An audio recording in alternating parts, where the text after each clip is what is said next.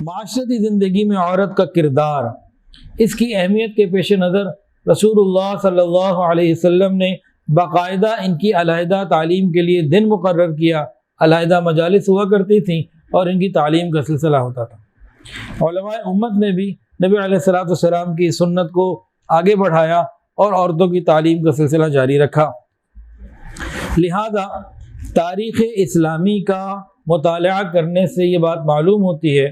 کہ اسلام کا جو شروع کے دور ہے نا، قرون اولیٰ اور قرون وسطیٰ، شروع کے جو دور ہیں اس میں باقاعدہ معاشرے کے اس بہترین حصے کی تعلیم و تربیت کا انتظام کیا جاتا، اور ان لوگوں نے بھی پھر، ان عورتوں نے بھی پھر خوب اس کے اوپر کام کر کے دکھایا، اور ان کا ایسا کردار تھا، ان کی پاک دامنی اور کردار کی برکت سے ان ماؤں نے ایسے بچوں کو جنم دیا کہ جن کی کامیابیوں کو پڑھتے ہوئے آج انسان حیران ہو جاتا، کیسے کیسے لوگ تھے۔ علم کے آفتاب و مہتاب ہوں یا ملکوں کو فتح کرنے والے جری مجاہد، عدل و انصاف کے پھریرے لہرانے والے حکمران ہوں یا لوگوں کے دلوں میں جھنڈے گاڑ دینے والے باخدا صوفیہ، ہر ایک تاریخ ساز شخصیت کی پشت کے اوپر آپ کو باعمل ماؤں کا کردار نظر آئے گا۔ آج تو ایک بات غیر مسلم بھی کہتے ہیں، نیلسن منڈیلا نے بھی کہا اور بھی کہنے لگے کہ تم مجھے با کردار اور عظیم مائیں دو، میں تمہیں بہترین قوم دوں گا۔ آج تنزلی کا دور ہے،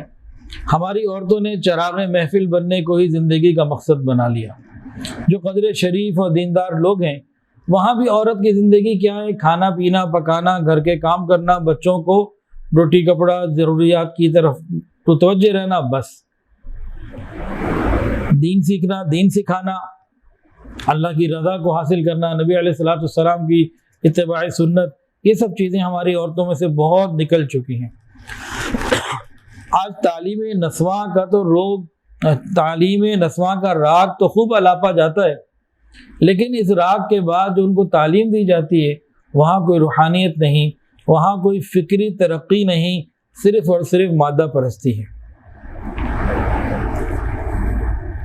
ماضی کے جس دور میں عورت معاشرت ہی اپنے مقام سے واقف تھی